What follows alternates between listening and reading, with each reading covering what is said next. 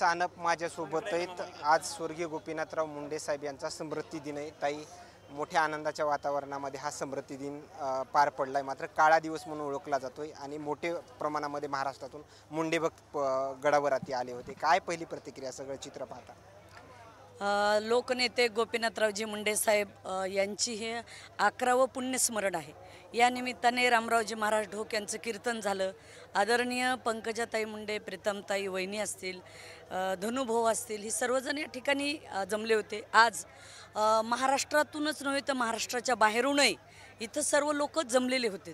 जसं एखादं आपल्या घरातलं माणूस माणसाच्या प्रित्यर्थ पुण्यस्मरणाच्या निमित्त लोक गोळा होतात, तसं मुंडे साहेबांवर प्रेम करणारे महाराष्ट्रातील सर्व लोक या ठिकाणी आज आले होते। साहेबाच्या आठवणीने प्रत्येकाच्या डोळ्यात आज पाणी होतं आणि पुन्हा एकदा साहेबांचं स्मरण आज सर्वांनाच झालं।